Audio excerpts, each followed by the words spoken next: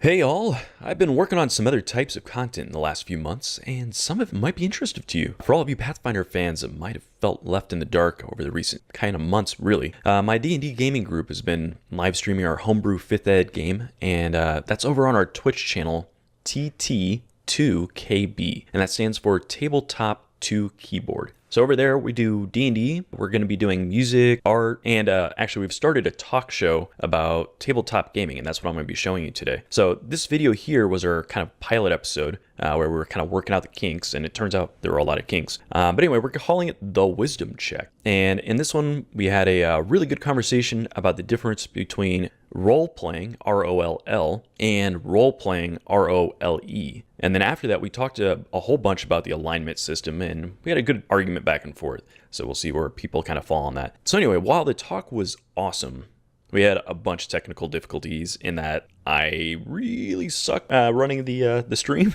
I couldn't get my my buddy's picture to show up, and I fiddled with that for a little bit at the start.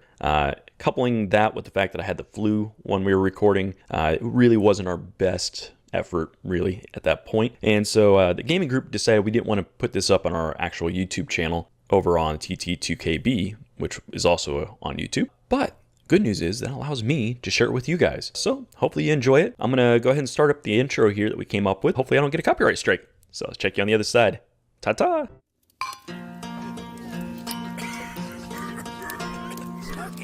Welcome to the Wisdom Check by Tabletop to Keyboard.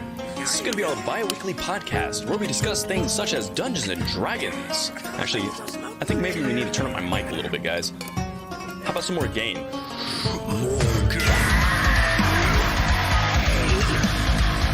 This is the Wisdom Check. This is the intro to end all intros. Talk about Dungeons, Dragons, and Now, I don't think that's proper. This is a family show after all. This is the intro we can use, fellas. It's good, clean fun for everyone. Welcome to the Wisdom Check, where we have wholesome conversations about the dilemmas we face every day. Nah, hold on a second. I got your intro right here. Yeah, that's better. Welcome to the Wisdom Check, where I'm right, Jeff's wrong. We're gonna have guests on to talk about it. It's gonna be awesome, because I said so. He is right. He did say so. I don't know. Is surf music the best music for a podcast about D&D? Fuck yeah. Okay. This just in, nobody can agree on our intro for this podcast. So we're just going to start. Welcome to the Wisdom Check. Roll for initiative. Fuck. A 1. It's like every time. Well, believe it or not, there are two of us here. Hopefully you can hear us both. I'm going to keep sorting out this video situation, but we are attempting to get this thing going with the Wisdom Check. And Sir not appearing in video form can probably tell us a little bit about it while I sort this out. All right. Well, welcome to all of our viewers here at TT2KB. I am Dustin, the player of Balor Harris. If you check out our Everstorm game, with me today is Jeff, the player of Skeezer Zukturin. And we have put together a show that we were wanting to launch today, called The Wisdom Check. And what we're going to do is we're going to talk a bit about various things that are part of the TTRPG community. Today we're going to be covering the two different types of role play. There's role play, the acting portion, and then there's role play, the dice, maps type portion of the game. We're going to talk a little bit about how you can decide exactly which parts of the game really are what appeal to you, what parts of the game really make you want to play D&D and other tabletop RPGs, and how you can help find a table that's right for you to play in. So that's going to be the first segment we're going to cover tonight, and then me and Jeff are going to go toe-to-toe over alignment, so you'll definitely want to stick around for that. Yeah, big argument on that one, probably. I'm still having some trouble here. Hopefully, maybe Crazy Ike is in the chat. We can get a quick troubleshoot from him. Quick call tech support. Turn it off and turn it back on again. Tried that. Yeah. Let's see. It's definitely grabbing the window that you're in, but it is all black for some reason. That is not how it's supposed to look. So, while I'm fiddling with this here, why don't we look at our first topic then? So, we're kind of outlining a concept of roleplay versus role-playing, so dice versus storytelling. And there's lots of different strategies people go into games with, and they can really radically change the way your table feels. So why don't you go ahead and get us cooking on that one a little bit while I keep fiddling here. Well, if you follow us on Twitter at TT2KB, or if you are currently a member of the Everstorm Discord, where we talk about Dungeons and Dragons and other things related. The other day I posted a graphic that showed the light spectrum. For the those of you who've seen prisms, it takes a single ray of light and breaks it down to all the colors. And what you have is that's kind of the spectrum that kind of represents how role play is. Like our game, I think with Everstorm, we fall very much down the center. We're very much in the green in the center. We do a fair amount of acting, voice acting, role playing. We can have an entire session sometimes where, the only dice rolls, if there are any, are skill checks, perception checks, looking for things of that nature. We also have other times where it flips into combat, and we are very much spending the next 2 hours, if you've watched any of our games, just going toe-to-toe with bad guys, sometimes in dungeon-like settings. We have a fair amount of both of those things in our games.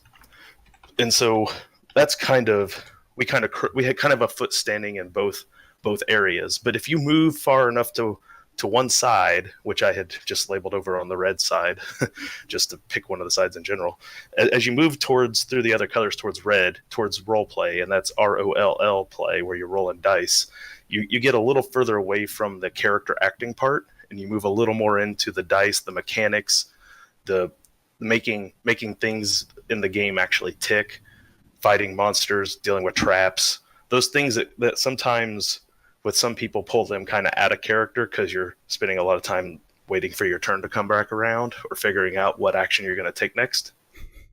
Those sorts of things, very much hang out on that end of the spectrum. And there's various levels. Like it's not binary thing. It's not like you're in the middle, you're on the left, or you're on the right. Like you could be in various shades of those colors as you move towards the other red.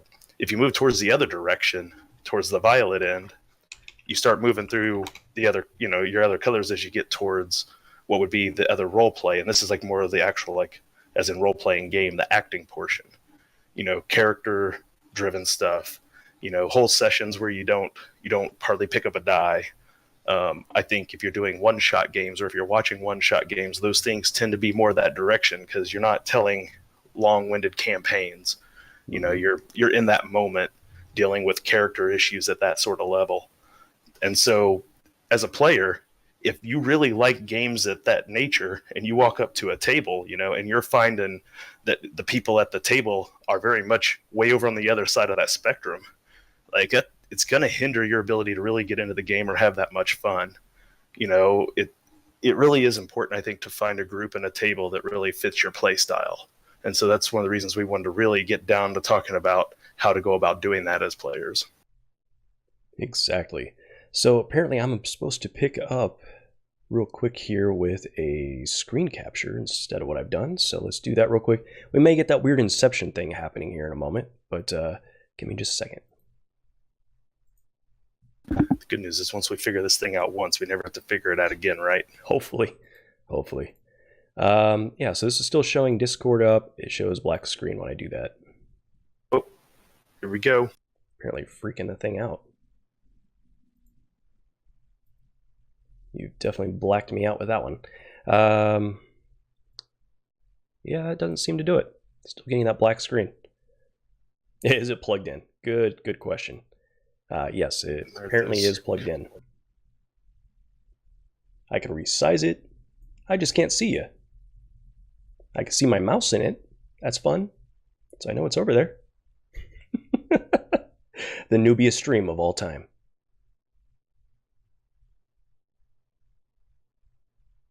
That's all right. You don't have to see me in order to lose this argument about. Oh, I see how it is. I see how it's going to be. You can. Well, yeah. Well, let's just keep talking. We'll get your ugly mug in there eventually, right? Yeah. So the quality of table you're at is really going to depend on how aligned the players are and the storyteller is with the style of game we're doing. And if everyone's into character acting more so than kicking in doors and beating monsters up, you're going to have a good time. And if you're into a group that's into kicking doors down and fighting monsters and everyone's on board with that, they're going to have a great time. So there's not really a right way to play the game. So long as you're having a good time doing it, you're having a good time. And like you were saying, our group is definitely right down the middle. And I think it's largely due to the fact that a good number of our players are actors. And also we've had a lot of experience with LARP. So if you haven't done LARP is live action role playing. So Dustin and I both spent quite a bit of time playing in and running LARPs for Vampire the Masquerade and Vampire Requiem. And, years.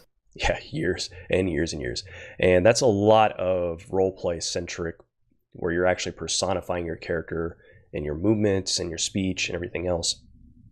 And that really kind of ties into more of the acting style of role playing. A LARP certainly pushes you to that side of that spectrum, because there's so much time when you're in, like, we were like in a 50-man LARP. There's only like 6 STs running around, dungeon masters essentially, who can run content with you. The rest of the time, everything is player driven. You have to just create your own fun, your own conversations.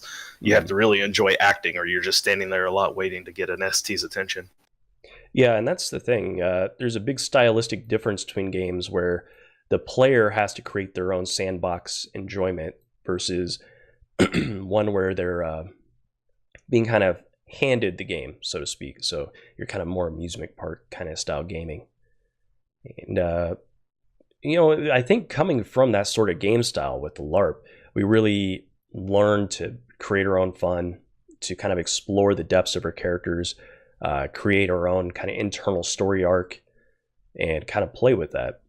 Whereas, some other people come into the game from different avenues, so like wargaming, for instance, and, and that obviously that's more slanted towards the X's and O's, the strategy and trying to come up with good plans for how to fight. Yeah, I think like we had this discussion on our Discord, and it was completely unrelated, but I started making a list of like all the characters I had played and kind of when we had done them, right?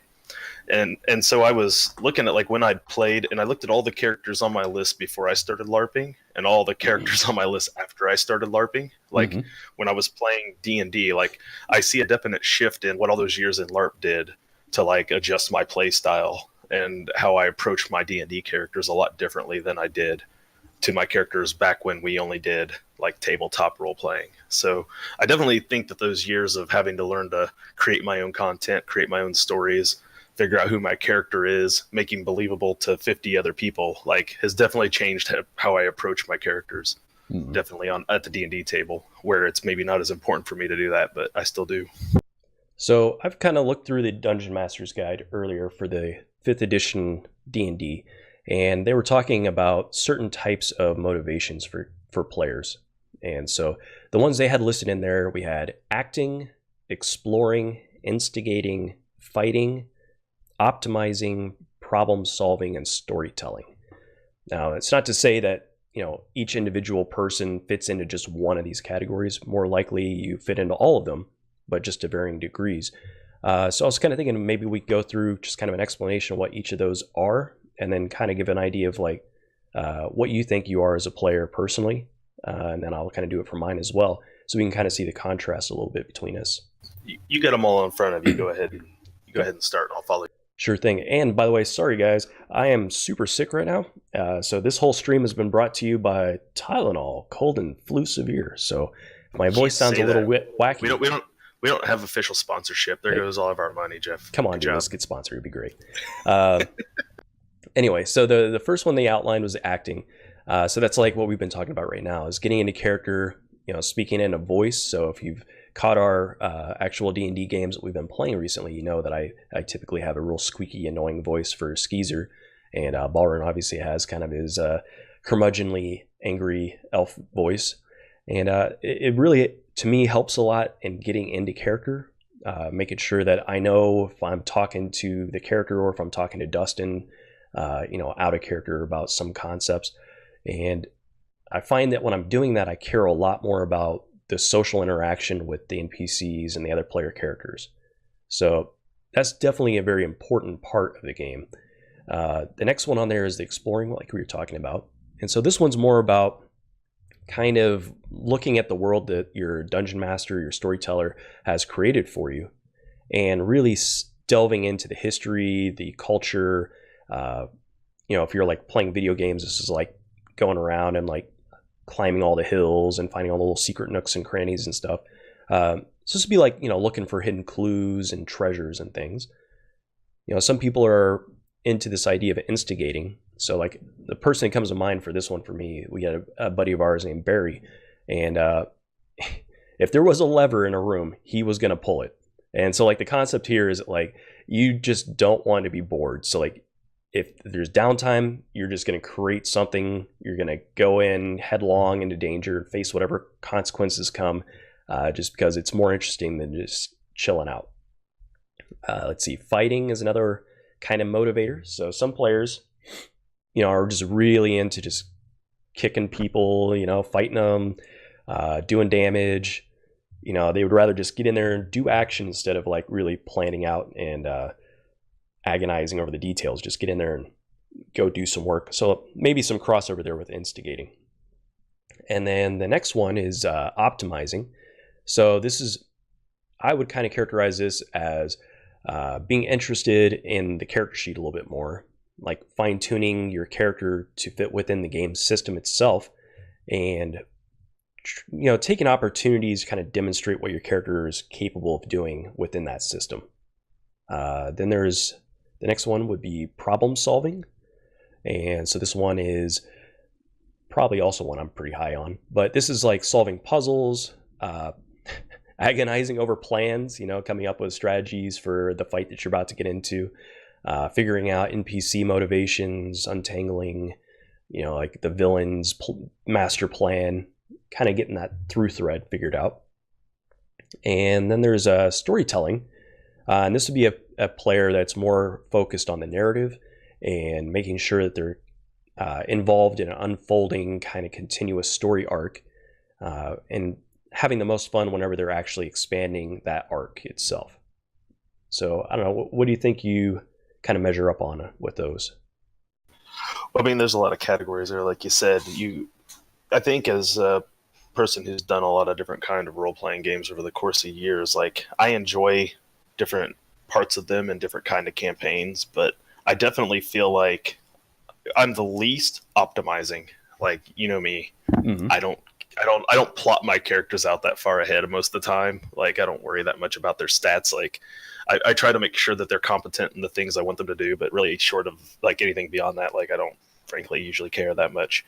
I think I definitely push a little more towards like some of the. Ooh, don't worry, I'm still trying to figure out. Oh, you're playing with it? Okay. Yeah. Just making sure we didn't lose everything. Don't worry, I'm not crashing it. Just keep your. I think I'm definitely probably leaning a little more towards the storytelling and some of the exploring and acting portions of it. When the fighting, optimizing stuff comes around, I like to consider myself proficient in it, but I don't push myself optimizing that much. And problem solving is problem solving when it comes up. It comes up. Yeah, I would definitely say, obviously, I lean more towards problem solving. I do a fair bit of optimizing. I do enjoy the sheet. I enjoy the trying to get the most bang for your buck kind of stuff. Let's see. I mean, I think we all really kind of run the spectrum quite a lot, but I definitely do a lot of storytelling and acting. I would say I'm less instigating, maybe more so a Skeezer, but in general, I'm more of the planner. So like I like to get in there and come up with concepts and, come up with the plans that are never going to work, but, we spend a lot of time talking about them. Yeah, exploring, I think that's cool too. I like getting into the world building. Fighting, I enjoy fighting as a kind of thing that just spices it up a little bit. There's a little bit of risk involved, but I would say I'm not as tied to fighting as some other people are in our group. But overall, I would say more of the role-playing side for me. There's a category that maybe it's a subcategory under storytelling or under acting, but something I see more and more of on the Twitter as I scroll through the TT2KB Twitter is romance. Romance. Okay. Yes. It's shipping, and as they call it, like relationship shipping is like a big deal right now out there in the community. Like it's amazing.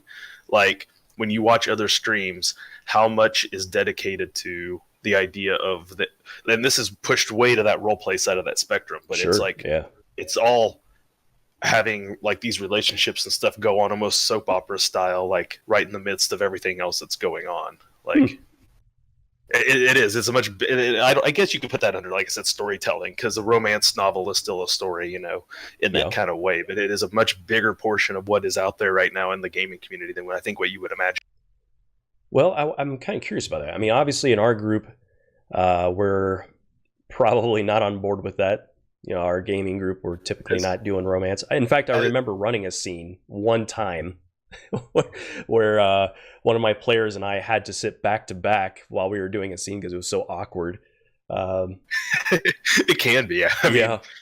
But but I mean, it's almost like we've almost had it recently, and to a degree, like with writing and whatever her name, like Kizzy, yeah. Like it seemed at times like Levi as our DM was kind of trying to push it a little, and like Clint as the player was like, she's not my girlfriend, like even though like it's not anything like heavy, it was still like we almost had it going there, like there was almost a ship going on besides the one that we crashed on the beach. Yeah, I guess the question is it PC to PC or is it PC and PC? So sometimes it's I think it's most of the time out there it's PC, which because most of us don't break away from our self-assigned gender roles. Like we don't have it between characters. Most of it, like none of us have played like two gay characters and decided to ship it out or anything like that yet. So since we don't really go out in those kind of waters amongst ourselves, like we don't have that happen obviously between characters. If Steph starts playing more regularly and her and Tim want to have some ship thing going on, they can, but that's like, between them if they want to or not, like, things of that nature. I don't think it's ever been a priority for us to include that part into the thing. But like, if you think about it, like when you start to get into some of these other play styles let's talk about, like with high epic fantasy, things like that, like if you want to get into like a Sir Lancelot situation, you have to have that romantic element in there for the King Arthur story to take place. So it's not like it's foreign to D&D. It's not foreign to Lord of the Rings. There was all kinds of it going on there too, right? It's just our games don't particularly have it in there, so I don't think we ever really think about it, but it is actually out there pretty heavy right now in the community. Yeah, and I think it really depends on the gaming group, right? So there's kind of like an unwritten contract, social contract at the table. And, some tables are going to be more comfortable with romance than others. Some groups are going to be more comfortable with like horror themes. Some are going to be more comfortable with your, typical like Lord of the Rings style play. Some are going to be more kind of on board with, just who knows what, but like, hack and slash versus the role playing. And it really just comes down to if you're okay with it and you've talked to your group about it and it seems like something you're comfortable with, then go for it, because obviously people enjoy that. Now, our gaming group, maybe not so much, but that's probably a good reason why we don't do it. There's a lot of great things that go on in our games. That's just not one of them. So, Now, I'm kind of curious. Do you think that has to do with the fact that we're all guys? I think it has a lot to do with it. I think it has. I think it has a tremendous amount to do with it, probably, to be honest. I watch a lot of other people's streams. So, if you're watching this show and you see TT2KB pop up in your stream, it's likely probably me. But because I am out there watching what's going on, and I see a lot of the groups where the shipping has happened the most. It is a mix of people who identify, as different genders. So there is that potential there. Now, I don't know what the dynamic between them is above the table or outside the table, anything like that. But there's definitely that element there. Yeah, it's fascinating because Like, for instance, it's hard to have one of these conversations without the Critical Role table coming up. But I knew you were going to do that. yep, there it is. But they do a lot of romance stuff in their stuff, and obviously there are some partners involved. 2 married couples there. But at least in this season, there's a character who's playing cross-gendered from themselves, and there's romances involved and that kind of thing. It's just fascinating to see what people are interested in exploring inside of the so-called magic box, right? So, like, there's a concept in game design that's called, like, the magic circle. So, like, it's basically what happens inside the game is contained within the game. So, like, It's Vegas rules. Yeah. You got Vegas rules going on. Yeah, essentially. But, like, you could take risks in gaming that you can't take in real life.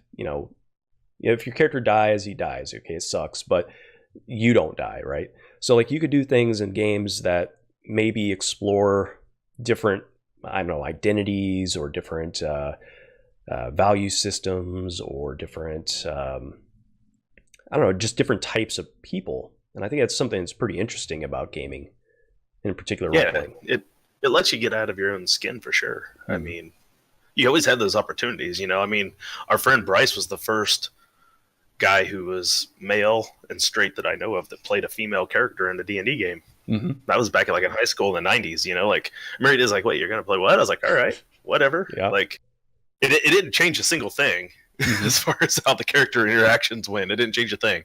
But it was just like, okay, so you're female. Cool. All right. Like, it didn't think anything about it, but he was the first one I ever saw do it. Yeah, but it is kind of fascinating, though. Like, some players you'll find kind of stick to a certain type, like their characters oftentimes reflect themselves. But it's also really interesting to go really off character for yourself.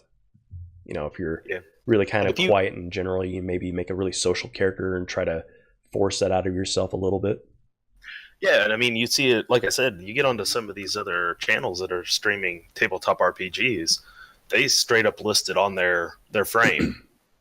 Like, if you were looking at, your frame right now we're not playing a game, but it would literally say above, like, your name, and then it would have your adjectives next to it, she, they, whatever, and then below it, your character, and then what they attach as. So, I mean, the people are actually just putting that straight on the stream, so you know what you're dealing with when you're watching watching their show. Like, it's on there. So that's interesting. Yeah, I mean, there's a lot of movement, I think, in general. I mean, we're kind of veering all over the place topic-wise here, but maybe that's the nature of the show. But there's a lot of variety of players, and I think what we see in, like, LARP communities, like, kind of subcultures, like the goth community and that kind of stuff, is they were kind of always places where kind of more outsider types, people that were maybe closeted gay, transgender, the depressed loner kids, the punk kids, that kind of stuff, seem to gravitate towards this kind of underground game of Dungeons and Dragons or Vampire or whatever else. It's sure like the place where I have met the bulk of the people of those categories that I know. Like, that's for sure. Mm-hmm. And I think it has to do with that magic circle kind of concept, right? Because it's a place where you can kind of explore complex social dynamics and fail without consequence. Like, you don't really get that opportunity in life, right? Like, if I screw up a job and get myself fired, there's some pretty serious consequences there, But, if the same kind of thing happened in a game world, I can explore what it is to lose. And I think that really is something we miss in day-to-day life. Sure, yeah. I mean, if you're not getting it from video games or you're not getting it from other aspects, I mean, yeah, it's another avenue to get that, I suppose, yeah. Mm-hmm. If you don't have a regular board game group where you can lose at Catan every now and then, or something along those lines. I never lose to you at Catan. Oh, those are fighting words. We're going to have a whole another show just for that. But, yeah. So, I mean, there's a lot of different motivations, a lot of different styles of games. And like I was saying, like, there's a different type of thing that brings you into those games. And I think, being able to experience different styles of characters, personify things, maybe that's more of the actor and the storyteller type character or player, right? That gets to explore those things. Because you really don't get that with the X's and O's so much, right? No, You know, no, usually not. Yeah, I mean, if you're kicking indoors, it doesn't matter if you're fighter guy fighter, wizard or elf dude. You know, it's same basic thing. You chuck your die and it's all good to go. But let's see what the chat's saying. Yep, Dustin is definitely I'm a Catan terrorist. You're damn right I am. Yeah, that stupid wheat port. Yeah, but I think we've kind of beat this with a dead horse here. But the concept between roleplay and roleplay doesn't necessarily have to be completely binary, right? Like, so many people kind of fit in that middle ground, or at least I think they should over time. I mean, I think there's there's a fair amount of people spread across those spectrums. I don't know if I can say there's any more of one type than the other. What's interesting is watching people try to get out of their comfort zone and try to do something that's not what they enjoy. That's what I encourage gamers to do, is to try things that are not, the guys like in our group who are a little less on the acting like side. I always like push them to try to be a little more that way, and I always try to make sure my characters aren't dead weight when we get into combat. Like well, see, that's I've had a couple that have been. Yeah, you have. Merrick Brewer was not a combatant by any stretch of the imagination. Yeah. You walk up there, claw a few things, and go, "Hey, look, I helped." Well, and that's an interesting thing too, right? Like, so I think as a player or as a storyteller, there's a kind of a compulsion to compel other players to play in a way that you think is fun, right? So like, you and I may think that role-playing is, in the sense of embodying a character and telling a story, is kind of the pinnacle of fun, but other players may not have that same motivation. So is it necessarily a good idea to like push people into that or not? Well, I don't think it's so much a good idea to push them. I just always feel bad if I feel like I'm steamrolling plot. Yeah. Like if I feel like I'm too much of the driver's seat. Like I felt that way a lot in the last campaign, in Limworld. In campaign 4 when we were fighting the Baron and all that stuff. I felt like I was in the driver's seat for that plot more than I was comfortable with. Like I wanted to make sure everyone else had a chance to get their storylines in there too, because I felt like it was pretty heavily based around Wilhelm, more than I was maybe comfortable with at times. But you guys had your plots in there. I could see them. I just didn't feel like we dealt with them directly as much. And some of that was our group choice, like which path we were going to chase down when we were going after the Baron, things like that. But it was so. I some of it was just our group as group choices, but I kind of felt like I was more centralized in that one than I sometimes get comfortable with. So I try to push people to like get their story out there a bit more, but that was just because I didn't want them to not feel like they were involved in that aspect of the game. Well, that's an important thing too, is that, I mean, there is only so much spotlight to go around. That was one of the things I really liked about the new Exalted system, is that your experience was kind of built around the idea of allowing your fellow table mates to kind of excel at their role. It's like there was an opportunity for that character to develop and do something interesting.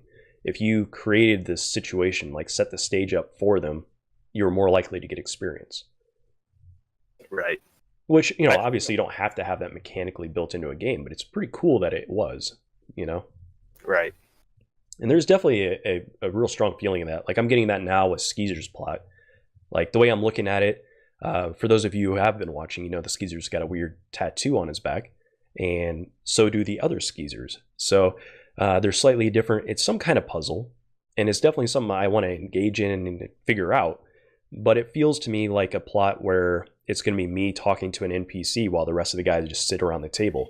Right. So it just warmed my cold, dead heart a little bit that you just referred to them as other Skeezers. That's a total Bowron thing to do right there, is to actually not acknowledge that they have a name themselves. Yeah. So, it's interesting kind of feeling that kind of pull back there. Like, how do you want to spend your time at the table? And I think in general, if you're at a gaming group, particularly if it's a gaming group you're not accustomed to, it's pretty important to kind of share the stage, kind of give everyone a chance to step up. And not everyone's going to step up. Some people are kind of socially a little bit more awkward. Maybe they prefer to be kind of more introspective and kind of sit back in the background and do their thing.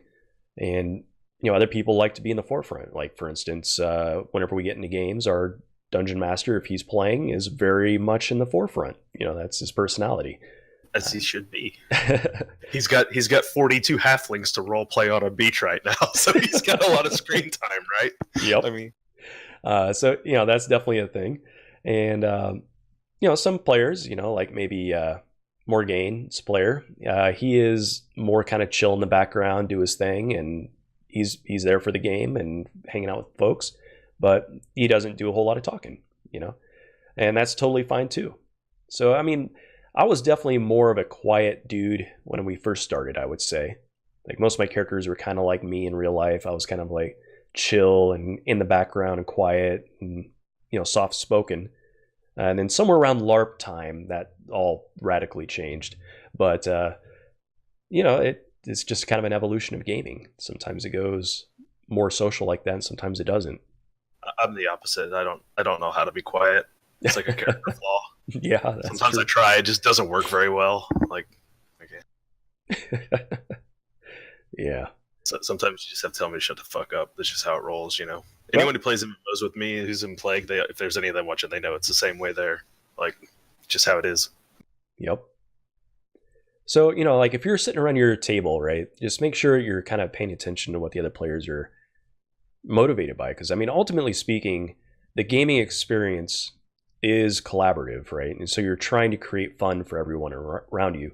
And it's easy to kind of fall in the trap of thinking that it's all up to the dungeon master to create your fun and to make sure the environment's good. But that's not technically true. I would say, this is actually a topic I want to get to in another edition of the show later down the road, is the DM player power balance. Oh, okay, we'll save that then. We're definitely going to get into that down the road, because that's a whole nother conversation that's out there right now that's raging on Twitter. If you find it here and there there's memes out there about it, the whole thing. Like, it's pretty interesting going on. Yeah, I could see that, because, I mean, that's a very, very important thing. It was definitely highlighted when we were doing the LARP setting. Yeah, it's very much that way. There's just a handful of storytellers and just hundreds of players, I think the last thing you have to be cognitively aware of, and this, I think, hindered me more with Wilhelm than it has with Bauer thus far, is when you go from sitting at a table with a group of people to jumping online and trying to play on Roll20. Mm-hmm. Like, we weren't streaming the last campaign. This is before we started streaming. So it wasn't like I had to worry about any viewership not hearing what Levi was saying because I decided to try to say something to Jeff, across the table technically. But when everybody's all listening through the same feed, you can't have sidebar conversations as well. Yep. Like, you can type them out to each other, but it ain't quite the same as, like, when you're having that conversation happen. So it's a little harder to do. So it was a little harder, I think, narrative-wise, plot-wise, for Wilhelm, for me, to kind of get some of that. Like, I internalized a lot of it, I found, like, of what was going on. I didn't really get to express it quite as much because we were too busy either just dealing with the plot and talking about things that had to happen. We couldn't have those sidebar conversations I probably needed to have with Leon to help really solidify that father-son relationship that our characters technically didn't have. Yeah, I think that's it. There is definitely a kind of an element to it. It looks like Leviathan is definitely agreeing there. But the Roll20 kind of aspect, like you said, it's a whole different beast, because like we find ourselves worrying about cutting each other off all the time. Like, at least I do. So like nobody's quick to jump in on the dialogue. And you're right, those sidebar conversations were huge. Like, if we think back to the times we were spending down in the basement, right? Like, there'd be like 2 or 3 side scenes going on during the main plot. Well, you can see it just if you go onto our channel and you look at videos, there's 3 videos on there that was one in-person live session, and you can see the energy at the table is so different than it is in our Roll20 sessions, Yeah, it's just more dynamic. You can see each other a little better. You can see each other's body language. You can get your little chit chat kind of going as well.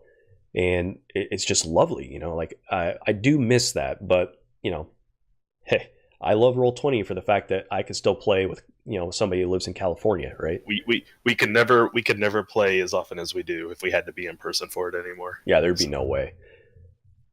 So, that's another thing, guys. If you're out there trying to come up with a gaming group, now we happen to be lucky enough that we all lived in the same town. We grew up together and we played games since we were little wee lads. But, this day and age, there's all kinds of different ways to find gaming groups. Whether it's Roll20, whether you go onto the official Dungeons and Dragons site and go through their kind of adventurers leagues. Excuse me, sorry, I'm gonna have a coughing fit here. But if you go through their kind of adventuring leagues and that kind of stuff, you can actually find groups around, or like gaming stores. And you may find all kinds of different players there. You may find some that you really like playing with, some that you don't. But hopefully some of these tips, just understanding the types of dynamics that could be in the different players will help you find a gaming group you like. Yeah, agreed. I just started playing at a local game shop at a town about 30 minutes from where I live, because there's none here in my small little ass Illinois town. So I have to drive a bit to find a game store, and I did find one that I like, and so I started running a game there because there were no games running to just join. So I decided I would start one and find players and work this thing in reverse. So, I got 4-5 random players who I've never met before that I'm running a game for now. That's pretty cool. 2 of them know each other. The others don't. So literally, one of them's never played D&D before his whole life. So awesome. we're explaining character creation and rules to him as he's going. Like he's such the typical first time you've ever played character. Like it's pretty cool. But so I'm still having to, as a DM, like get a feel for these people. To figure out what kind of styles they have and what kind of games I need to put together. To figure out who they are and what's going to be fun for these guys as we go forward. So I'm still trying to fill that out. So, yeah, but you have to do it even as someone who's played for 30 years. You still have to figure that out every time you encounter new players. Yeah, absolutely. Yeah, Fruitzilla is saying that there's a pretty good group out near DeKalb. So if you're in that area at NIU, and I think that's generally the case. If you find a college campus, there's usually a gaming group kind of floating around there somewhere. Yeah, University of Illinois was great for LARPing. There was a great LARP community there. So. Yeah, and I think that what you're doing is pretty awesome, because you go to a gaming store and you're like, man, there's no games being run. I'll just start one, right? Because that's the case with most games. Like, people are just waiting around for somebody else to do the work. And at some point, everybody was a new ST if they're an ST, right? Right. Yeah, DM. Yeah. Yeah. Regardless, you have a first time running a game, and let's face it, you're going to be terrible the first time you do it. I was awful when I started, but players are pretty open usually. Like, you go in, you say, look, this is the first time running stuff, gonna sort things out. Let's figure things out together. And over time, you kind of build a style and figure out how to improvise, and and that what was good about us is we all got our first games in when we were young, and we didn't have expectations back then. Yeah. We were all kind of newer. We were all like, hey, I'm going to take turn running a game, and it would run for 2 months or 6 months or a year, and we all kind of got to cut our teeth at a point when we were all far more willing to put up with bad DMing and bad STing. Oh yeah. we are now. Well, and think about our motivations then too, right? So, back in the day, we were really focused on loot, right? Like, that was big. Yeah. Like, I don't care about loot anymore, but like, I remember the early games, magic items were like the bomb. Like, that's what you went for. Well, that's because in second ed, there wasn't much else to get excited about. I guess that's true. By fourth level, you kind of had everything you were going to have. It was you just got more of it. There wasn't a lot of choices down the road. Yeah, but I remember whole characters being defined by their equipment. That seems like crazy talk nowadays, but I've definitely seen at like conventions and stuff, characters that definitely applies to. Yeah, it does. And I think there's still a certain amount of truth to that.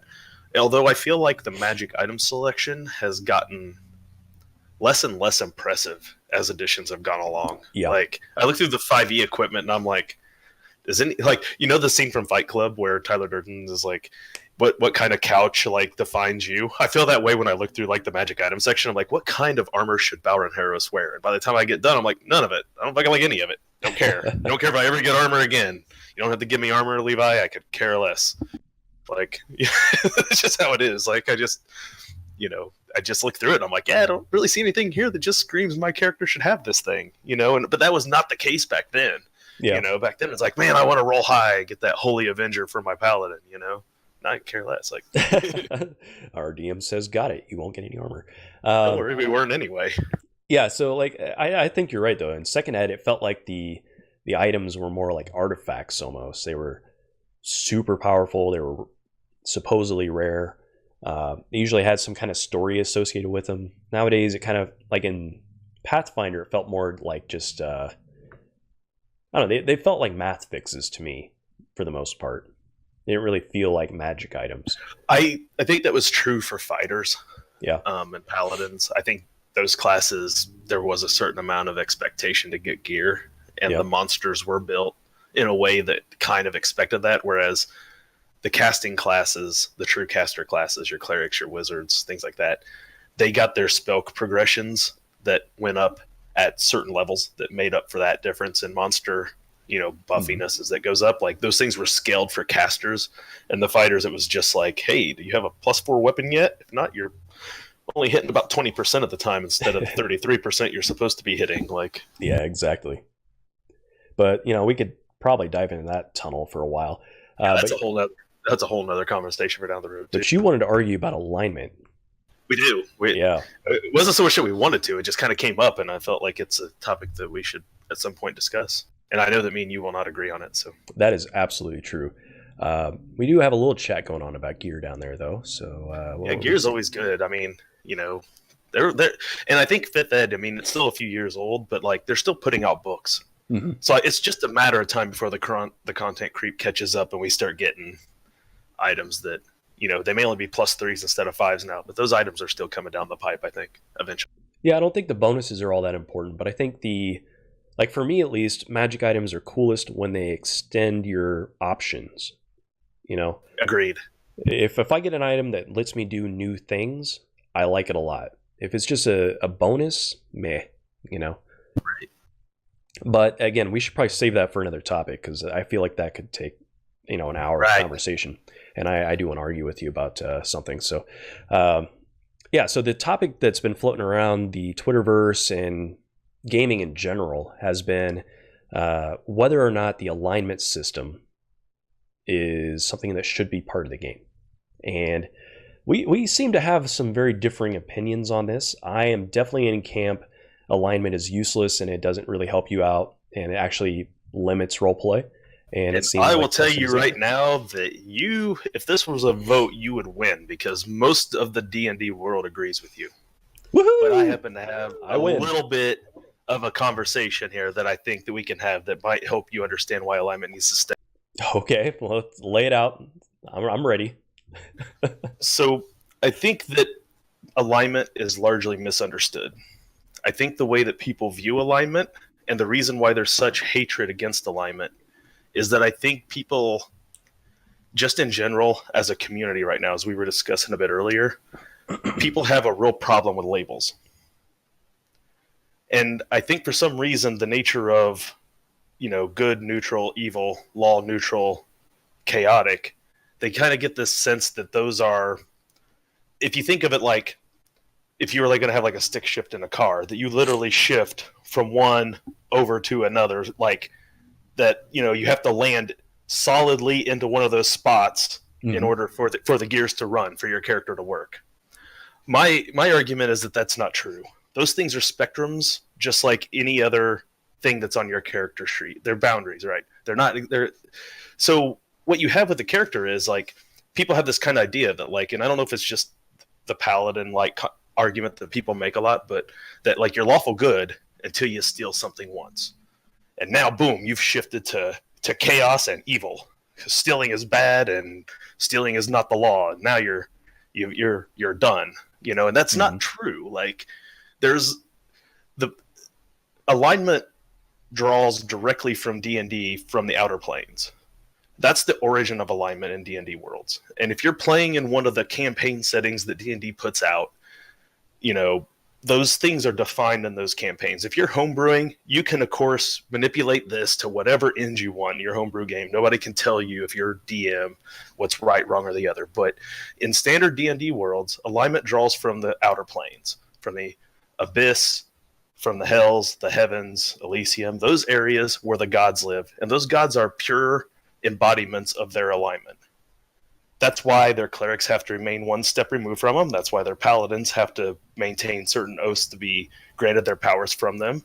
That's why, and if you think of it in a way, like the beings that come from those planes are also embodiments of their alignments. The angels, the celestials, the demons, those things are created in those planes. Like, when you think about those kinds of characters, that's why protection from good and evil works on them. Because they do not get a choice. They do not have free will. They are embodiments of those alignments. Lawful evil, the devils are lawful evil. They don't know how to be chaotic. The demons don't know how to be lawful. That's why they don't work together. Like, those sorts of things are bred from those realms and are embodiments of that can escape or be called into our world. And so when you're dealing with those pure embodiments of those alignments, those are the flagpoles, the tent poles, the stakes that hold everything else down for the tapestry of the rest of your world. Now, as PC races, even if you're dealing with something that's technically like a half demon, like a tiefling or an Aasimar, I think, or the half celestials now or whatever, like those people kind of have a foot in and out of those worlds to a degree. Mm-hmm. If you think of it as a character like Raven from like Teen Titans, like she has a father who's a demon. He can't be good or lawful. He doesn't know how. You know, but she's stuck in that between that world and this world. Mm-hmm. And those are elements of role play that if you remove alignment, if you take those sorts of things and you throw them out the window and you leave everything as a gray muck of there's no solidified existential truths out there to these things, what you do is you pull the tent poles up and the rest of it becomes kind of a mess. Like you have to have those extremes by which to then judge everything else going inward from there. So like I think people see that lawful good or chaotic neutral or whatever on their sheet and they feel boxed in. And the truth is you're not boxed in, because your PC is one of the races that does have a certain amount of free will to move around inside that tapestry, but you got to have those anchors to hold everything else down. And the real question isn't, is alignment need to stay in D&D or not? The real question is how much of your game is going to brush up against alignment. The more you're playing a character class or race that brushes up against alignment, the more important those things are. I don't think that's a good argument at all. Now, there are definitely creatures you're talking about that are elemental embodiments of the alignments, right? But they could just be devils and demons that have those personality traits without having it be tied to some kind of alignment system, right? So like when I'm looking at popular fiction, right? So let's think of like Game of Thrones, for example, right? There's no lawful, evil, good, whatever. There's characters, and there's what that personal character has as a personal set of virtues and flaws, whatever their motivations are, the complexities of their relationships with other people. Like all that stuff is dynamic and it flows. Whereas if you pick an alignment, you have a little box in the player's handbook that tells you like, oh, this is what your character is like. You should be this thing. You shouldn't do these things. And our DMs typically don't enforce the alignment too hard, but in some gaming groups, it's you get penalized by having your alignment shifted and expecting your roleplay to change. Well, I don't think those rules have been in effect since second ed. Yeah, I'm not sure, but and if you're even using XP, if you're even using these other things. Yeah, but again, I think that you can have evil demons and stuff without labeling a line on your character sheet. And this is my point, though. My point is everybody wants the alignments to be there. The truth is they're truth. They're going to be in your game, just like hot and cold and gravity is going to be in your game. You don't have to have necessarily a rule set for it, but those things are going to be true. Like things that are hot are going to be hot. Things that are cold are going to be cold. You're like, we're going to have things that are evil. We just don't want to label them as evil. Like it's like the labeling part that seems to bother you more than the fact that those things are going to exist and they're going to be true in those games. I find it to be irrelevant. I also find it to limit the interactions a little bit. So like when you come across an NPC, they're going to have certain traits to them, certain things that make them tick. They're more complex when they don't have an alignment. So like I don't know, think of like the show like Dexter, right? Like, what alignment would you slap on Dexter? I didn't watch too much Dexter, but I know enough about him. I mean, he's most certainly chaotic. You think Probably so? chaotic neutral. Yeah, What? He's got a whole code of ethics that he follows, like a specific he does. rule set. He does to a degree, yes. But that doesn't change the fact that chaos at the end of the day is largely less. Even people who are chaotic evil typically have a certain set of things that they still do. Like when you look, but the thing is, they're willing to. He definitely could be lawful. Like I said, I would say lawful for certain, but there is a certain amount of, like, even the people who are chaotic typically have a certain amount of like goals and like ways that they will kind of go about things. They typically will make somewhat bargaining deals with people for short term, things of that nature. So like he may have more of a code. Like I said, I haven't really seen the show that much. Like he could definitely be lawful neutral, lawful evil, even because if he's willing to kill, you're willing to kill. But this is a difference, and this kind of gets to the core of what I'm saying. You're defining them based on mortal, real world, our world, where things that are good, evil, and a lot of that is defined largely by our religions. Religions in D&D are a far different category of things than what you're dealing with us. Like in our world, you're right. That probably seems like lawful neutral. In the D&D world, what is law, what is chaos, and those things are defined by the gods of that realm, because they're the embodiments of those things. That's why that's why your clerics have to be one step alignment removed from them, because you have to follow by those gods' rules, and ultimately that funnels through your DM.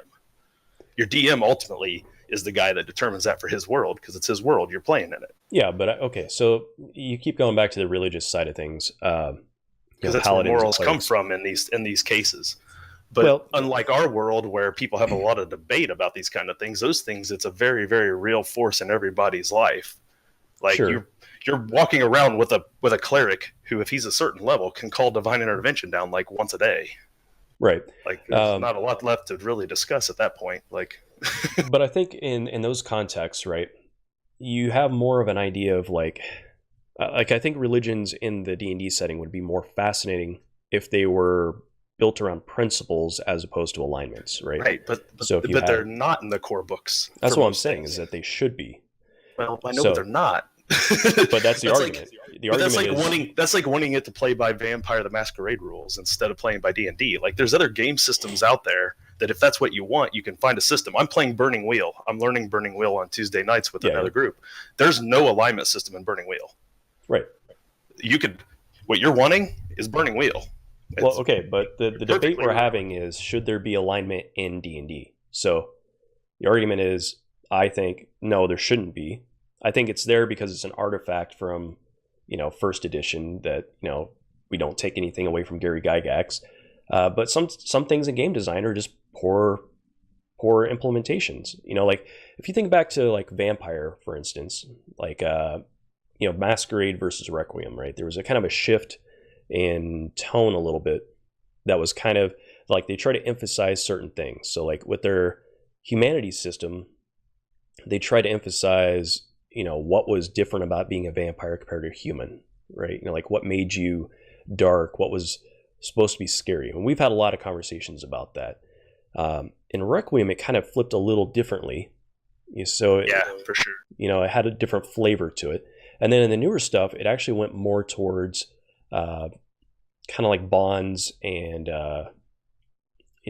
people and ideals and such. And I think that's more character defining. Like if you get this whole kind of concept of like how your character thinks, what they are driven by, what things that they try to avoid. Because I don't know, the cookie cutter, like you are lawful good, you are chaotic evil, you are true neutral. A lot it doesn't of that give you enough room to play in. It's not as cookie cutter. That's what I'm saying. Those are spectrums. Like lawful good is a spectrum. It's not a yes or no question, like necessarily. The yes or no's is that, like I said, once you're dealing with the planes of law and the planes of evil, like now you're dealing with the hard end of it, where you've hit the edge of that wall. You can't go any further. There's nothing beyond chaotic evil once you're in the chaotic realm. Like, that's as far as it goes. So, but if you're dealing with, when you're on the material planes and you're dealing with mortals, there's spectrums in there. Robin Hood, for instance, he's a thief. He's definitely chaotic. Chaotic good, yeah. Chaotic good, right? We think of him as chaotic good. He had a code. He wouldn't steal from poor people. Does that make him lawful? You wanted to say Dexter because he had a code.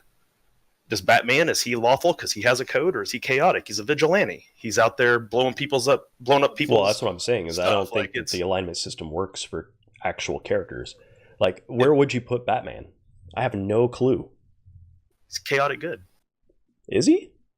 Neutral good at best. Like, it's hard to say. People want to say he's lawful, but then every depiction of him, he's killing people. Once you go back and look at the footage, you're like, he blew that up. I bet people died. Like, you see that on the internet every time a Batman movie comes out. You see that happen on the internet, right? Like, Batman just killed 5 people, and Superman broke Zod's neck. He clearly isn't lawful good. Like, you want Superman to be that lawful good, right and true, and then he breaks Zod's neck for the best reason ever, to save some lives. And everyone's like, oh, Superman can't do that. Right. So that's alignment right there. Like, that's how alignment works. Like, people don't want it to be true, but the moment they see it and it doesn't work the way they want it to, they're pissed about it. Like, well, that's character consistency is what you're talking about. Right. But like, I think one of the things I don't like about alignment is if you're looking at a character and you get a label associated with it, you immediately know what they are. And there's no more further investigation. Like, you could pretty much just stop there. Whereas if you don't have that label, these nuances and these subtleties of the character, you have to kind of feel them out to get a sense of who they are, to kind of make that determination. So, like, I couldn't tell you what any of your guys' alignments are necessarily in game right now. Like, maybe I could, but like, because here's the thing, like, nobody walks up to you in a D&D world as an NPC or another PC, and it's like, hello, sir, my name's Bowron Harris, and I'm chaotic neutral. Like, that doesn't happen. Like, and there's really not even the abilities like there used to be to detect that stuff at a site. Like, paladins used to be able to, like, detect evil intent, right? And they could just do that at will 1,000 times a day. Like, that's not even really true anymore. Like, yeah, but I mean, I think they're subtly moving away from alignment a little bit in this edition. I mean, they didn't, but they've moved some of the spells. They actually expanded on it. They actually expanded on it. Kind of. They put an entire inspiration system out there, and every one of those inspirations has lawful, neutral, chaotic attached to it to help you better define your flavor of lawful, chaotic, or neutral. Yeah, but it also lists those as just examples that you can add your own. Like, I think the concepts that they're showing there with your ideals, your bonds, your flaws, and that stuff, those are the directions they should be doing more of. So I think that does way more to kind of show you a character than alignment ever would. Like, because they wanted to get away from the idea that people were in this box where lawful neutral meant only one thing, or chaotic good only meant one thing. Instead of giving you a list of examples, like Sir Galahad was lawful good. Right. Like, instead of giving you that as your example to run with, they said, hey, look, go down these list of inspirations and find the lawful that sounds right for what you want to do. But they didn't say, ditch lawful, just here, come up with a code. Like, they put those things out there and they said, this is what lawful is. Yeah, okay. Well, yeah, order, law. Order is sometimes, better. Like, right. Organized is the key, right? Let's see. I'm trying to read some of these chat things as we go. I'm keeping up with it. Fruitzilla is talking a bit about Batman there, saying, he always just struggles with lawful. It doesn't refer to the laws of man, right? It doesn't always refer to laws of man. It refers to whatever. Like, the law can be evil. Like, I think that's really where people like you can play a lawful good character in a lawful evil world. The first time my paladin made it to Ravenloft, like, there was problems. Yeah. But those are interesting character points that like, if like, I was reading an article, and I'll actually share it when we're done here, like, from a guy who runs a blog, Angry DM is what he goes under. It's a great article on alignment. It goes on forever, but it's great. But like, he in the middle of it, he discusses about like how, and I kind of lost where I was going with it. I was reading something.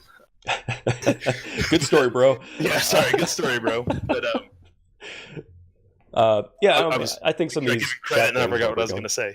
That's okay. I'll pick up here. So I mean, that's a good thing in the chat here. We're hearing from K Nathan that you're wanting to have an entrance to a maze to know where you start. And I guess for some players, maybe alignment does that.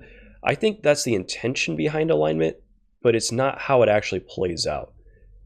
Like, I think if you actually just sat down and did some pre-work on your character to think about different situations and how they would react to those situations, I think that gives you a way better idea of how to play the character down the road than an alignment system. So, like, for instance, in LARP, anytime we had new players, I wouldn't throw them into game right away.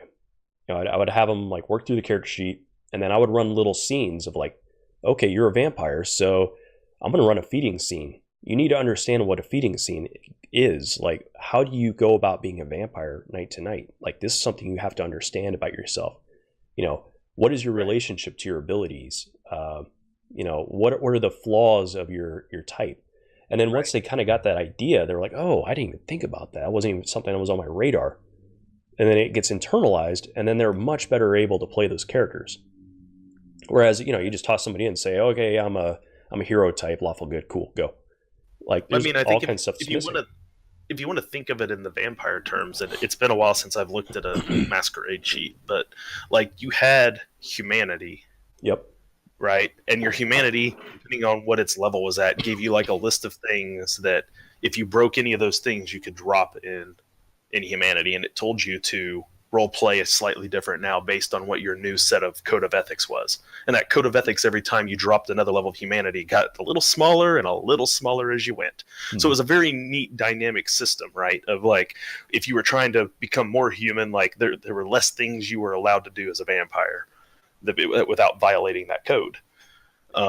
Yeah, but I think the Requiem system was better because... It was in those ways, sure. Because I think the old humanity system, it was more of just a penalty. Like, it was more of just like, can I catch you doing something wrong to take choice away from your character?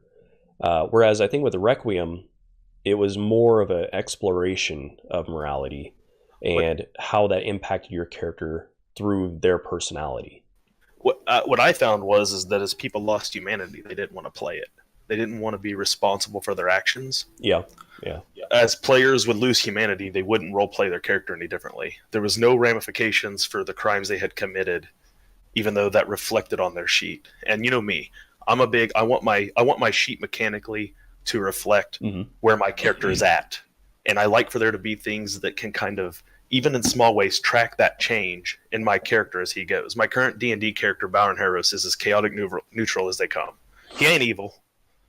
He ain't good. Yeah. But he's definitely chaotic. He could give two shits less about the rules.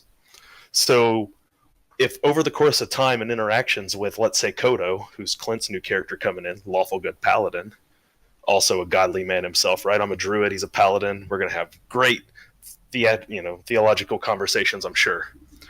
But mostly about how he's wrong. But because that's how Bowron is. Everybody's wrong but Bowron. That's true. But all the loot will be stored somewhere else. Of it, yeah, somewhere else, right? But but ultimately, let's say he kind of comes along and he's able to persuade Bowron that maybe there are there's a code out there worth following. Like, and my character slowly becomes more lawful. Not likely, but let's just say he does. As I become more lawful and I start to hit away from chaotic into true neutral and from true neutral into lawful, like, let's say lawful good down the road. Like, if those changes were to happen roleplay wise, shouldn't there be something on my sheet that helps demonstrate that as well? Like, shouldn't I be able to have an achievement level where my DM's like, man, you've worked hard enough. Here's your achievement. You have hit neutral. You're there, bro. You've got there. Like, these things that you've done, these are things that you've tackled. If he falls more and starts listening to me and I convince him to do things that are bad, he falls away from his alignment a bit. Like, now as a paladin, he has oaths and stuff that muck that up a little bit because of what his class is. But like, if he was a cleric and he comes along on my really bad ideas and suffers for it, after a while, if he doesn't play that alignment out, shouldn't he shift? And shouldn't his deity, patron deity, be a little angry about that? Should he lose powers for a game or two till he atones? Like, those things are all in D&D built in. Those are spells and things that clerics have the abilities and stuff to do. Like, those things are built in. Like, I don't think you just abstractly just forget about it. Like, some games may never brush up against it much, and I totally understand that. Like, I'm not suggesting every game has to be a theological showdown, but when you have a third of the classes that have that to a degree attached to them, like, it's kind of hard not to. Yeah, but I think, again, that could be done differently. Instead of using alignment, I think it could be done by actually fleshing out the principles and the belief systems of those religions. So like with the Paladin code, if you had like a strict, like, these are the rules that I have to follow, that could function independently of your alignment system, right? Their oath tells them separately. Right. And so like, and then in clerics, right, if you had certain, practices, rituals, certain cultural expectations that you're supposed to follow, that doesn't need to be within an alignment system. And in fact, I think it would be far better if you actually had those rather than the alignment system. Like a chaotic good god may be very different from another chaotic good god. And if they decided to expand upon that, that'd be great. But since they don't, the current option is use what they've given you or don't use it at all. Right. I mean, I would rather chuck it out and make a better system, personally. Because honestly, I don't see the value. I don't see anything that it's adding. Like when I look at alignment, I see something that restricts rather than adds. What can you not do with it? Like, what can you not do in the game? I can't clearly define a character like Batman. I can't use it as a really of a... Because at the end of the day, it's your character. You're going to define him how you want to define him. Right, but I don't need alignment then. Right, but I'm just saying, if you could do it either way, then it's really it's not restricting you at all. You could play Batman in a D&D game if you want to. I don't know what class he'd be or how you'd do it. Yeah, he'd need a lot of equipment. Right, but I'm just saying, like, you're human rogue with a lot of equipment. So you could do it, but it's not restricting you. Alignment's not in your way. Truth is if you're playing like a fighter, you're probably ignoring it 90% of the time. Well, anyway. I think in our games you're ignoring it 90% issue. of the time anyway. I think we ignore it a lot in our games, personally. Like I can't really think of any major times where alignments come up in our games. Can you? I think the last campaign had it a lot. Well, I mean, only though because we were dealing with paladins specifically, right? That's what I'm saying, though. Well, we were dealing with the church, right? Yeah, but again, it didn't necessarily have to do with lawful good. I mean, again, I think this is another area that's interesting. Is like you have in our last game we talked about the church, right? And so like, but there was a big difference between Saber and Wilhelm. Yeah. Over the ideas of lawful. So Wilhelm did not come across as a lawful character. I don't know. Kind of did. I didn't follow any of the rules of the church according to what the church had written. Yeah, I mean, you were a heretic, but you had your own lawful system. He was a heretic. That's kind of the opposite of lawful. Depending on whose law. Right. Exactly. Yeah, but where was I going with that? So some of the concepts I find interesting, though, like we've talked about this with paladins in particular. Like, I think a paladin is far more interesting when they have a paladin code they are aspiring towards. They're a dude who is trying to be something, as opposed to, I just happen to be lawful good, so I'm flawless. I never make mistakes. I'm never tempted by anything. I'm just stoic dude who goes through my day with white shining armor. Right, and I don't think that's ever really the case. I don't know. Like you get back to where a lot of this stuff stems from, things like the Arthurian legend. Like King Arthur and Lancelot both may have been paladins by trade. Yep, for part of the time. But to say they were not flawed characters who didn't fall from their paths now and then would be completely denying half of what happens in that story. Mm-hmm.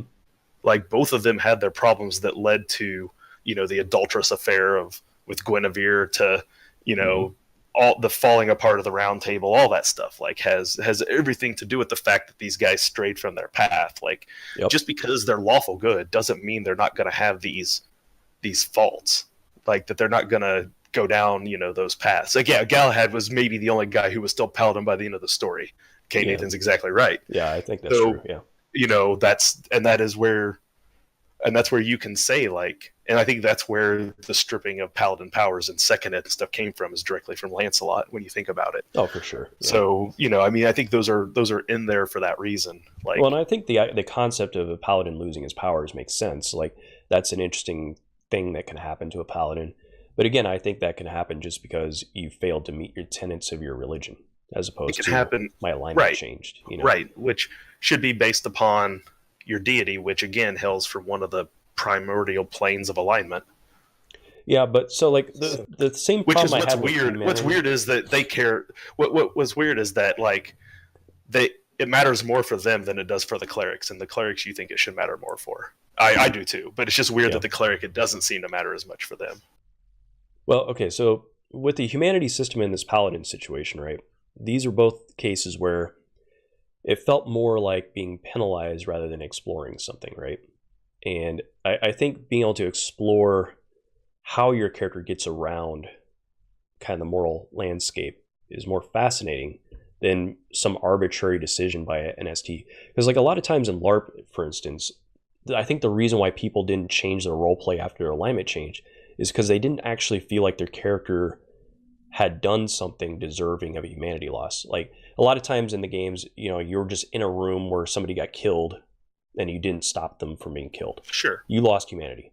Well, Sure. that character maybe feels mortified, doesn't like the idea that it happened, but now he's being forced to kind of come up with some rationale of why he doesn't give a shit, right? And it just doesn't quite work. It changes. I think it's the fact that it forces a change in roleplay, where a player is now not able to play the character they intended, but is now playing something different. I think when you're dealing with the highest levels of humanity, where like somebody dying in the room that you didn't attack, you weren't doing anything. When ST was stripping people humanity for that crap, like I think that's just bad STing. Yeah. Like you can take any system, the combat system, attack system, magic system, you can take anything, put it in the hands of a bad storyteller, a bad DM, and you're right, people will not respect the decisions and they won't change their role play one bit. Yep. But when it's something you lost because of something you did in particular, like, I don't think the system is the problem. I just think it's a matter of bad STing or bad DMing in those situations, like, to me. So could be. I don't think it's a problem if we need to throw the system out because we have bad storytellers who are doing X, Y, and Z. Like, I think the problem is like if you have somebody who's gonna bad DM it, they're gonna bad DM it. Like, that's true, but I think you want a system that actually creates the type of dynamics that you want, right? And I don't feel like we often got that with those types of systems. My first and my most historically known character, Zen, was a paladin. He played as a paladin of Tyr in Forgotten Realms in Joe's game. Mm-hmm. And at one point in time, he lost his paladin abilities. Most people probably don't remember this game. It was a long time ago. Well, he did lose his paladin abilities. And I won't even go into the situation that caused him to lose it. All you need to know is that he did lose it. He lost it for a level and a half, which back then, when we counted XP, was a long time.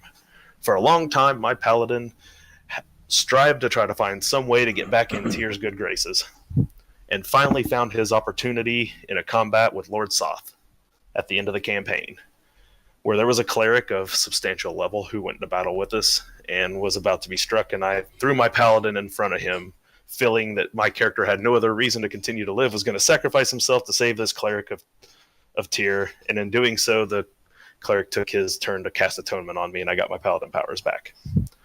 So I feel like I could have, obviously looked at that as like a reason to quit playing the character. I could have been like, oh, Zen lost his paladinhood. He can't lay on hands. He can't do this. He can't do that.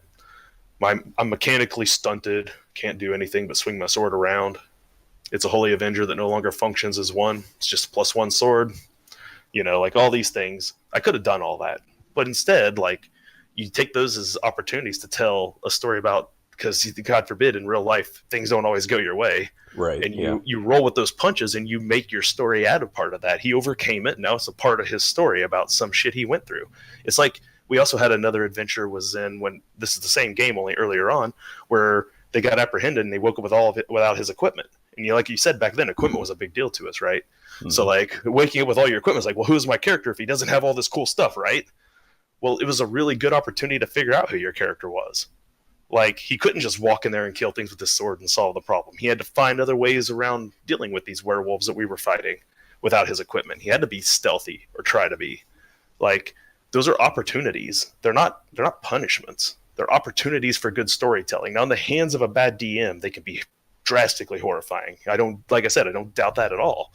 But those things don't hinder you from having a good ability to storytell. Now, if you're one of those people, like you said in the first section, and all you care about is the role play part of it, maps, dice, power gaming, all that sort of stuff. Yeah, you might as well throw your character away for that next level. But if you're on this other side, like, I don't think you should take those opportunities away from the other side or suggest that those things are punishments when they're actually opportunity. Right. I mean, I think we agree on that point. Like, I think we can have an entire conversation about learning to turn failure into interesting game. Because I honestly, I think the times that we've played games where I've failed in spectacular ways, or things have gone wrong, are typically the ones where we get the most character development, where we get the most interesting scenes to happen. Especially in LARP. Like, yeah, LARP's such a good example for things. If only more people did LARP so they could understand. Failing is so good. Like, and most LARPers didn't recognize that, honestly. Like, but when I got beat in LARP, it created so many new stories. I had revenge. I had sulking over why things went wrong. I had rebuilding, getting shit back together. A whole host of self-examination, rebuilding new alliances and that kind of stuff. But all too often people would just pack up their character and just be like, oh, I'm done. I lost once, Yeah.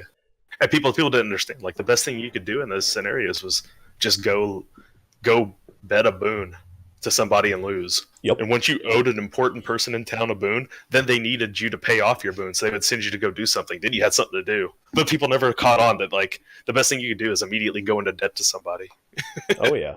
Well, you think about when I came into game with Oleg, right? So Oleg was an Invictus, what are they called in that version? Deva.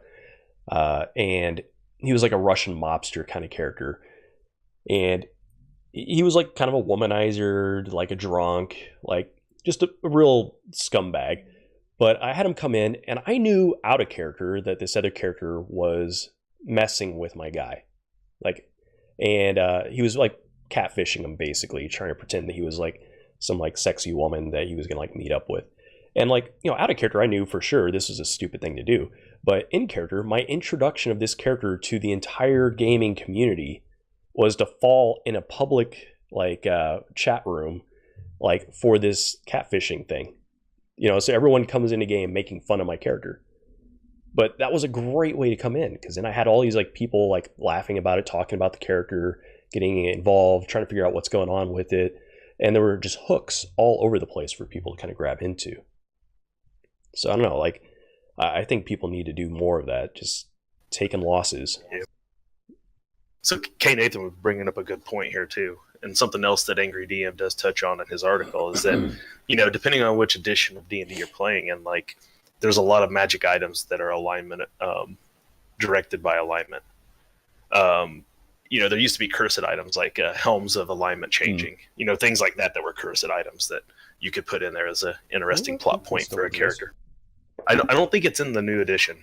Most of those items, I think, have been somewhat scrubbed and removed from it.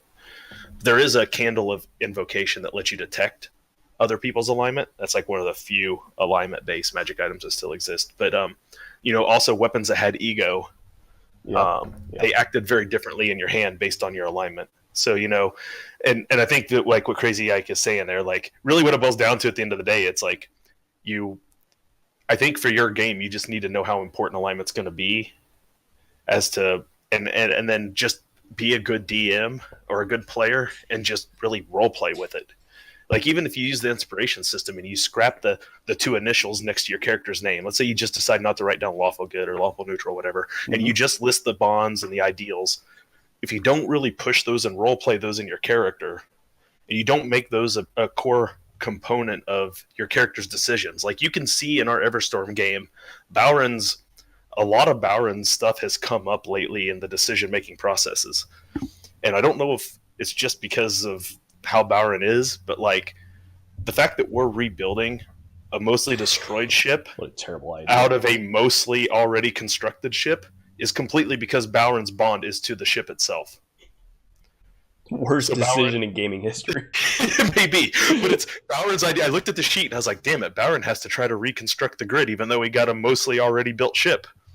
okay, I'm going to see if I can convince everyone to do this. So I'm like, hey, Kissy, hey, yeah, come here. Hey, go tell Wrighton that you want to rebuild the grit because my bond says we have to. Essentially, is how that went down, right? Like, and then she goes over there and flirts with Wrighton, and Ryan's like, "This is a good idea." Next thing you know, we're trying to rebuild this ship out of nothing by tearing apart a ship that's basically sellable. By the way, I just looked it up. Page 138 of the Dungeon Master's Guide has cursed items, so they are in 5th ed.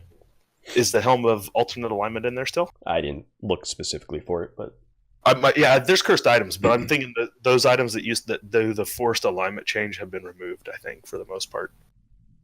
But you can, I think, get an item that has ego that comes with an alignment, and based on your alignment, it interacts very differently with you. So, it's just another avenue of something you can put in a game that can be fun. You know. So K. Nathan's saying basically he feels that after 1st and 2nd edition, which was more brutal, the game became softer. I guess I think some of that is, I don't know. For me, a lot of 1st and 2nd edition when I used to play it felt like there was just too much randomness to it. So like there was a lot of random charts where stuff could go awry, right? Like you roll your percentile and like, oh, rocks fell on your head, you're fucking dead. You know, like I don't really enjoy that type of difficult where it's just I don't have a play in it, I don't have a choice in it. It's just a thing that happens. And I think that was the kind of way of 1st and 2nd edition. Now, I mean, fighting and stuff, that was all pretty normal. It seems about the same as it does now. Survivability and such. I mean, there's more character building stuff you can do in 3rd ed and Pathfinder and such, but I don't really feel like it was that much safer in Pathfinder than it was in 2nd ed. I mean, did you? I feel like the characters were safer in 2nd ed. Yeah? Yeah, I think a lot of it just spans from when they changed from a more of a plus minus system, like where you like I was saying the other day, like sometimes a negative number was better than a positive number, right? In some situations, like what's your armor class? 0. Well, that seems horrible. No, actually, it's pretty good, right? You know, like because of the way THAC0 worked. I think when they switched that to a completely additive system where bigger number was always better and rolling higher was always better. Like it used to be a strength check, you rolled underneath your strength score to succeed, and you had death saves that were completely separate and like away from your character stats otherwise. Like when all those things were varied as their own individual, not really touching each other's systems, I feel like you could set your stats up in ways, and you could set your gear up in ways like that it really made your characters safer. Like I don't feel like the enemies hit as hard, but I feel like once you switch to that additive system, like, you know, it was really hard to get effects off on monsters because their fortitude saves were through the roof because of their cons. You know, like it was really hard to like get like those things would hit you and do, you know, all the extra bonuses and stuff they could get. Like there was if you look at Cam's character from the last game, he would throw like a D4 item and do like 30 damage on a hit because it was all white damage added to the. You couldn't do that in 2nd ed. You couldn't have monsters do that either. You know, like everything hit so much harder and so many more times. I think once you got into 3.0 and 3.5 and Pathfinder, that like I think those systems were way more deadly. Yeah, they were very glass cannon-y. Yeah, very. Sure. Let's see. Yeah, and I think that came from the K. Nathan. I think that came from the old style. Because, I mean, if you think about where 1st edition came from, it came from wargaming, right? And Dustin and I have some Warhammer experience under our belt, you know, and that's a lot of it, you know, is just chucking a random die, something bad happens, things die, take them off the table. And then 1st ed basically came from that kind of player base where it was like, okay, let's go through the dungeon, let's kill some monsters cooperatively, kick down a door, punch somebody in the face, take their loot, go on to the next dungeon, you know? And in those contexts, random stuff happening was just kind of par for the course, right? Like, oh, it just turns out that chest is poison. And actually, this kind of brushes up against the old school role-playing movement, or whatever it's called nowadays. I don't know if it has a name, but I know what you mean. Yeah, so like people are kind of going back to this original style or whatever. And I think it's where the player is being challenged rather than the character. So like there was kind of a tendency in first and second edition that if you as a player figured out where a trap should be, your character figured it out. Whereas in third edition past, it feels like, it's more mechanically driven based off of what your character is able to do. That's true and not true. Like, I don't watch Critical Role, and it's not that I hate it, I just don't watch it. But I did watch episode 1 of, what is it, Relics and Reliquaries or whatever that show is with Deborah Woll. Yeah, I still haven't seen it. If you haven't seen it, well, it's this haunted mansion sort of deal they're going into, and there's a door that's a puzzle. But instead of having them roll to see if their characters figure out the puzzle or anything like that, they brought out the actual puzzle itself and made the characters sit there and figure it out. So, like, I think that in some situations, yeah, you used to test the player, and now it feels like you test the sheet more. But I feel like now, like, if you're creative enough, I still feel like there's a lot of testing the player still if you want it to be. Like, yeah, and I think that's a stylistic choice. If you think like the Invisible Fortress, right? When we were in your Exalted game, like that one puzzle, how long were we on those stupid doors? Forever. And we knew the right damn answer. And we just second-guessed ourselves a bunch. Yep. And we were there forever. You were testing us. You weren't testing our characters at that point. Like, there was nothing about Arias's intelligence score that was causing him to not know the answer. I just couldn't come up with it at the time. Mm-hmm. Like, even though in my head, like, I knew I'd heard that riddle before. Like, yeah. Well, and that's the thing we talked about a lot in LARP too. Stylistic things, kind of tying it back to our original concept of roleplay and roleplay. You had these concepts of, should my character be able to do things that I can't do, in particular in things in the non-physical route? Because like we don't ever worry about this when it comes to like knocking down a door. Like if I was a scrawny like 90-pound dude in real life, and I'm like, oh, I want my super strong barbarian to kick down the door, we wouldn't be like, oh, well, if you can't physically do it in real life, your character can't do it. But we do feel that way about social roles and mental roles, right? A lot of times, particularly people who are big on the role playing and storytelling, really feel like we should get away from those roles and all do it in character. And that kind of is a detriment to players that aren't necessarily that type of player. And here's the part I never understood, at least at LARP.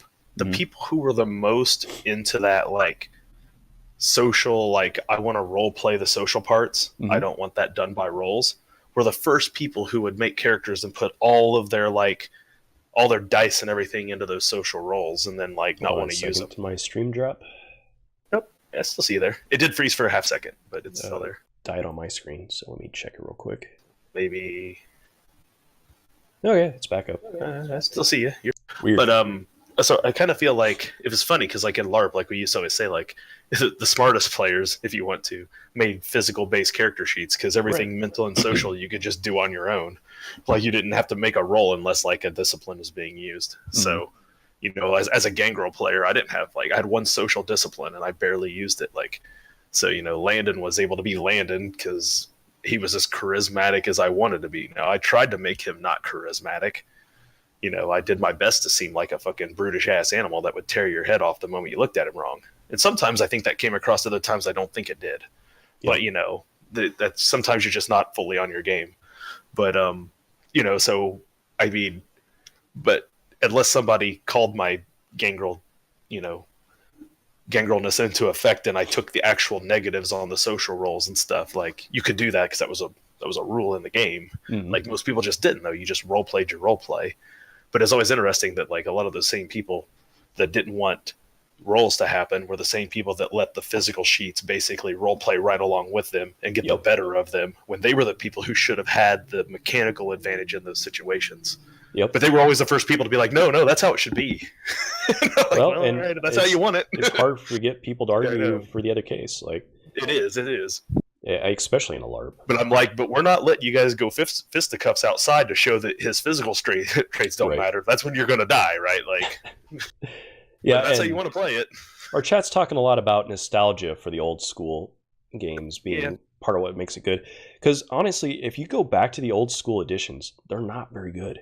Like, I know, like, I nostalgically look back to when I was like a 5-year-old in the 80s being like, whoa, D&D is so fucking cool. And like, you know, first and second ed was just coming out. Well, I guess first ed wasn't just coming out, but you know, like second ed was kind of in its heyday or whatever. And yeah, I mean, there was things that, like anything, if you think back to your childhood, there's always something you think is great. Like, I don't know, I went back and watched that Kroll movie. I love that movie as a kid. If you try to watch that as an adult, it does not hold up. Holy shit, is that a terrible movie? You have to love that movie. Holy shit, is it terrible? That movie, man, unwatchable. But you know, and I think it's the same way with you know, first and second ed. There are things in there that survived and went through to, you know, subsequent editions that were good, but there was a lot of stuff where you could tell they hadn't beat out the flaws in the game and hadn't figured out how to do things. And you know, it's the same thing as when you're coding, you know, on like computers. Like your first edition looks like shit, you know, like you come up with better ways of doing things as you kind of go and kind of refine what your goals are and really kind of streamline down to the essence of what you're looking for. I think player diversity has caused a lot of that over time.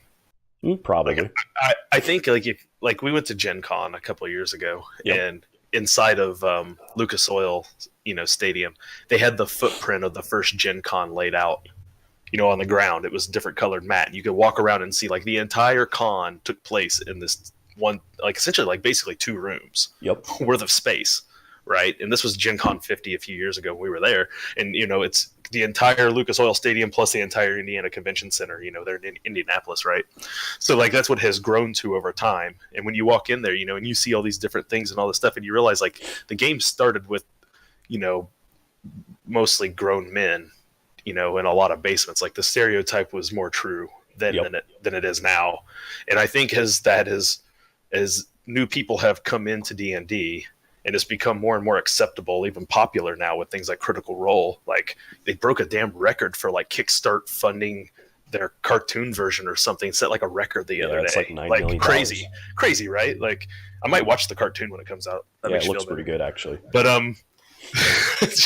but when you see like that dynamic and how that's changed over the course of time, like I think that has a lot to do with the way that they've approached putting out new editions. Mm-hmm. I think they realized that the player base is different than what it was. Well, yeah, you got to expand your player base. Right. And also generationally, things have changed.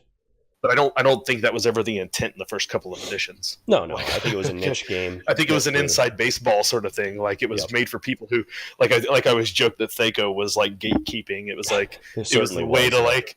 It was like you could have a conversation in public and nobody knew what you were talking about. It's like you're talking in code. Yep. Like nobody knew what the heck you were talking about. Like, and you could talk about it openly because these words existed that no one else knew about. Yeah, I think like, we could do an entire conversation about gatekeeping in games. Oh, we will. It's on the list to go down the road. But I'm just saying, like, Thaco's like a good example of things that like it's gone now. And like, there's people like when you get on Twitter and you read, they're like, I still don't understand Thaco, and I'm like, and you never will because no one's actually playing by it. So wasn't that it's a little bit. It was stupid, but it wasn't that complicated. Right. Yeah. Let's just do math where we screwed up. We kind of made the system in the middle on accident, and we didn't know how to fix it by just adding. Right. So to get this wrapped up, maybe we ought to see if we have any live questions. Is there any live questions coming from the chat? I will check on Twitter to see if there's anything that we feel like answering. Yeah, I think that makes sense. We originally set off to say, let's do this for an hour, and it looks like we have been at it for almost 2 hours. So I knew an hour wasn't going to happen. We didn't even get into a hot debate yet. It was a little bit of a debate. A little bit, but we like to argue like an old married couple. Usually, we've been doing this for far too long. It's really just this is the first time we've had an audience other than our friends. True story, and they don't like to watch.